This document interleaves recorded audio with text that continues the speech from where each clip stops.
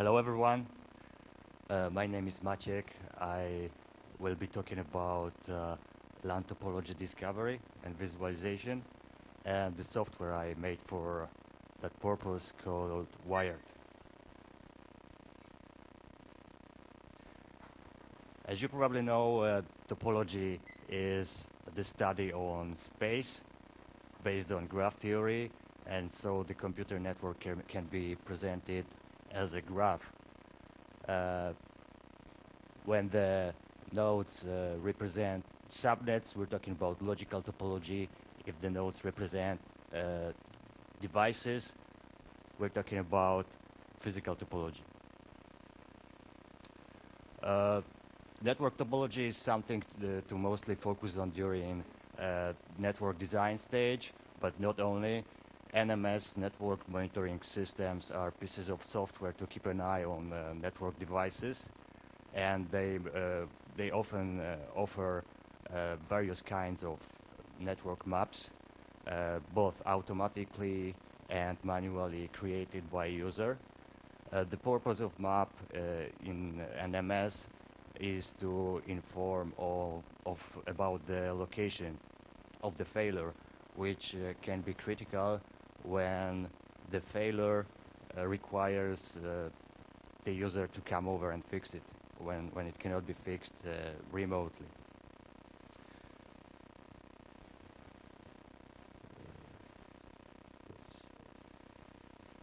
Oh, okay. SNMP is the most commonly utilized source for information when it comes to topology discovery. It works like on the SNMP-enabled device, there's a MIP, which is the hierarchical database with nameless root, and it stores the information about the hardware and software configuration and performance of the device. You request the information by the object, by the object ID, and in return you get the object value. Here are the MIPs, which are especially important during the topology discovery. This is the ARP table. This is the table of the network interfaces of the device, their address configurations, and of course some description of the system. Bridge MIP is available only on switches, and it contains forwarding a database table, which tells us what device is connected to which port of the switch. So based on that, we're able to recreate physical segments. Commercially available NMS programs are usually very expensive and designed to work in large environments, so they will never show you a single map of the environment. They break the environment to the smaller scopes, like routing maps, logical maps of individual subnets, and physical segment maps within subnets. This is to avoid the situation where the map is enormously large, doesn't fit to the screen, and is hardly readable.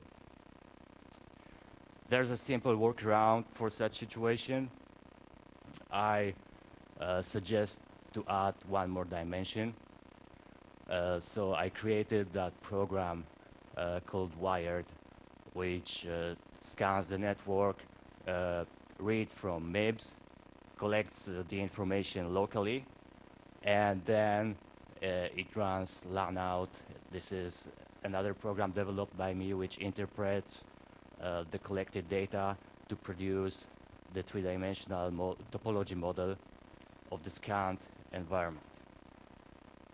Let me show you two examples to present how it really works. Here's the small home network, 3 laptops, 1 handheld, one wireless access point, two virtual servers running on the laptop. On this laptop we start the scanner, and this is what we get. The red block represents the root of the topology tree, which means this is the laptop we started the scanner on. Two leads coming out, one connects to the physical network, the other to the virtual network. As you remember, there were two virtual servers, here they are, and this blue box is the virtual hub, the presence of which was assumed by the program after 3 IP addresses were discovered in the subnet, but no switch. So the program created the hub, put it there, connected nodes to it to make the layout correct from the physical point of view. Same thing happened in the physical network because the access point is the router, and it does some bridging as well. Two other laptops are here and the handheld. Actually, none of these devices were SNMP enabled, so the scan was only based on ICMP. Here's another example. This is the industrial network. There are over 70 nodes, several switches. They were SNMP enabled, so forwarding tables were fetched from them and successfully processed to recreate the physical segments. Black blocks are routers. So as you see, the program draws logical segments along horizontal plane and physical segments along vertical plane to save space and to make the routing path between nodes clearly visible.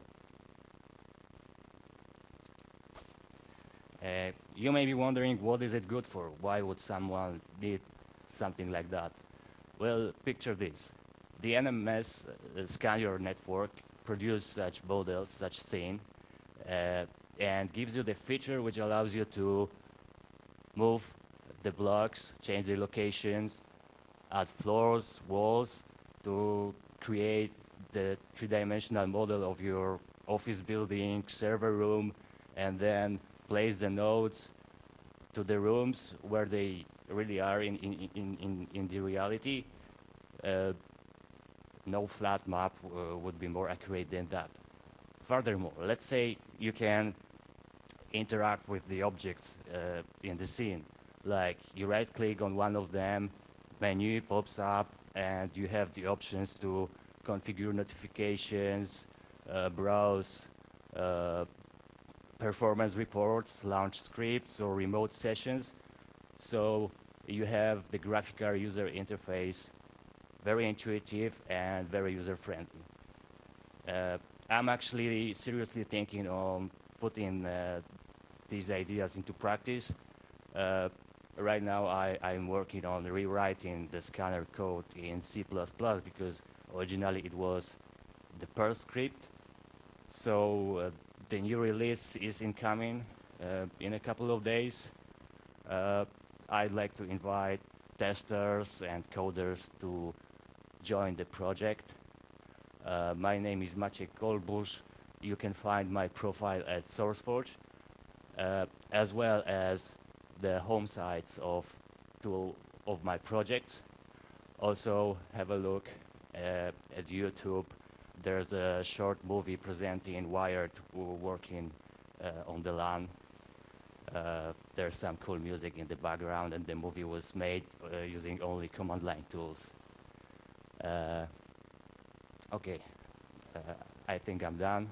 Thank you for your attention, and have a good FOSDEM. Thank you.